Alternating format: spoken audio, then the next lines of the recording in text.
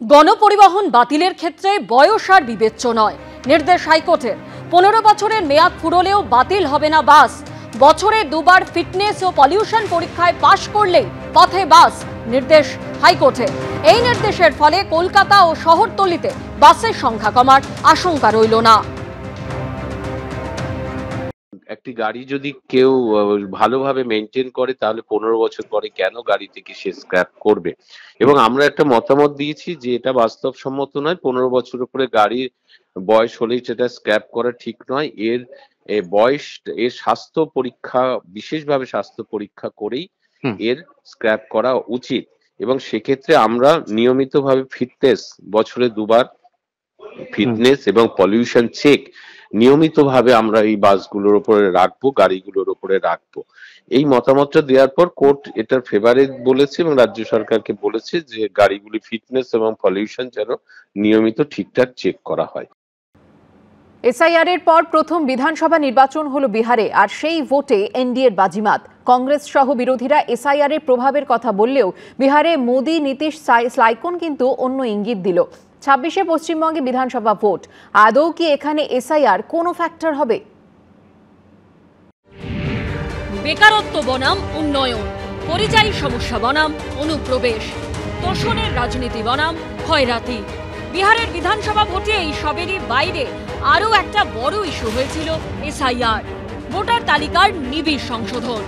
দেশজুড়ে এসআইআর প্রক্রিয়া শুরুর পর প্রথম বিধানসভা নির্বাচন হলো বিহারে, আর সেই ভোটে কার্যত খড়কুটোর মতো উড়ে গেল আরজেডি, কংগ্রেস, বামেদের জোট। বিপুল সংখ্যাগরিষ্ঠতা নিয়ে বাজিমাত করল নীতিশ কুমার বিজেপির জোট। কিন্তু আদৌ কি এই ভোটে এসআইআর কোনো ফ্যাক্টর হলো?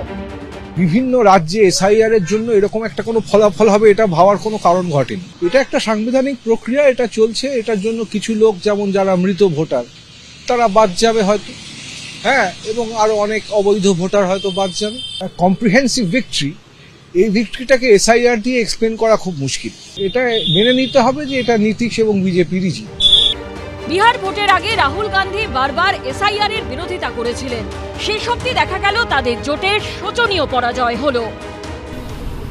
अम्बेडकर जी के कॉन्स्टिट्यूशन पर आक्रमण हो रहा है और डायरेक्टली मोदी जी, अमित शाह जी और ज्ञानेश जी जॉइंटली पार्टनरशिप बना के कर रहे हैं और इससे देश का बहुत नुकसान हो रहा है, भारत माता का नुकसान हो रहा है, डैमेज हो रही है। मेन मुद्दा वोट चोरी का है और एसआईआर उसको अब कवर अप करने का है और इंस्टीट्यूशनलाइज करने का।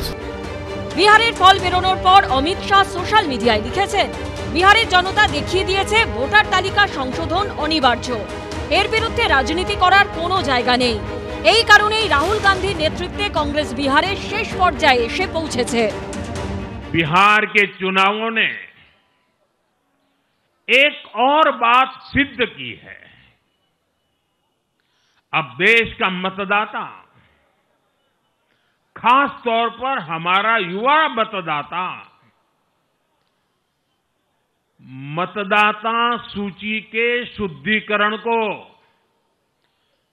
बहुत गंभीरता से लेता है।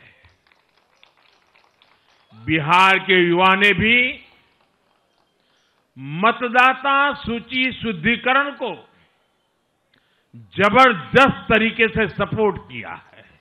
अब हर दल का ये दायित्व बनता है कि वे पोलिंग बूथ पर अपनी अपनी पार्टियों को सक्रिय करें और मतदाता सूची शुद्धिकरण के काम में उत्साह के साथ जुड़े।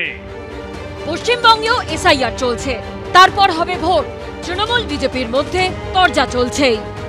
বিহারের নির্বাচন দেখে বলতে পারি যে এসআইআর হওয়ার পর যে সকল মৃত ভোটার্স বাদ গেছে, আমাদের সঙ্গে তৃণমূল সরকারের ম্যাক্সিমাম 48 থেকে 50 লাখের ভোটের আমাদের হেরফের রয়েছে। এসআইআর এ প্রচুর ফেক ভোটার্স বাদ যাবে এবং আগামী দিনে বিহারের মতন বাংলাতেও বিজেপি জয় জয়কার করবে।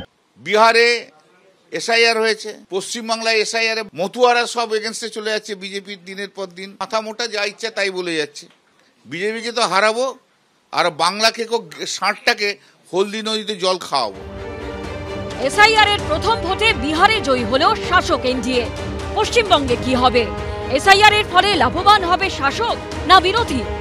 বিটন চক্রবর্তী, কৃষ্ণেন্দু অধিকারী ও শিবাশিস মৌলিকের রিপোর্ট, এবিপি আনন্দ। বৃহস্পতিবারই দলত্যাগ বিরোধী আইনে মুকুল রায়ের বিধায়ক পদ খারিজ করে দিয়েছে কলকাতা হাইকোর্ট। এই প্রেক্ষাপটে আরও 4 বিধায়কের বিরুদ্ধে দলত্যাগ বিরোধী আইন প্রয়োগ করে আদালতে যাওয়ার কথা ঘোষণা করলেন শুভেন্দু অধিকারী। যদিও বিরোধী দলনেতার আদালতের দ্বারস্থ হওয়ার হুঁশিয়ারিকে গুরুত্ব দিতে নারাজ তৃণমূল। বৃহস্পতিবার শুভেন্দু অধিকারীর করা মামলায় ঐতিহাসিক রায় দিয়েছে কলকাতা হাইকোর্ট। দলত্যাগ বিরোধী আইনে মুকুল রায়ের বিধায়ক পদ খারিজ করে দিয়েছে ডিভিশন বেঞ্চ। আর তারপরই এই হুঁশিয়ারি শোনা গেছিল বিরোধী দলনেতার গলায়। এর পরের পালা তন্ময় ঘোষ বিষ্ণুপুর, আলিপুরদুয়ারের সুমন কাঞ্জিলাল, হলদিয়ার তাপসী মণ্ডল, এরা প্রস্তুত থাকুক, এর পরের পালা এদের।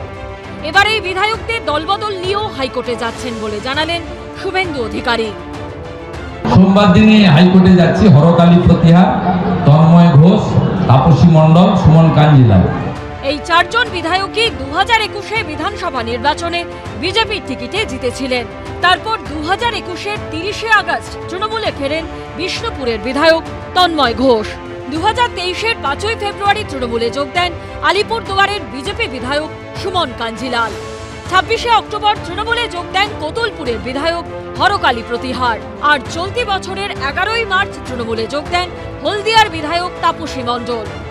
চ্যারিটি বিগিনস অ্যাট হোম, খুব বড় কথা। আপনি আচরি ধর্ম অপরে শিখাও। এই মামলা, হুমকি, সব শুভেন্দু অধিকারী কথা মানুষ বেদবাক্য বলে ধরে নিত যদি আপনার ঘরের মধ্যে আপনি সেটা মান্যতা দিতে পারতেন।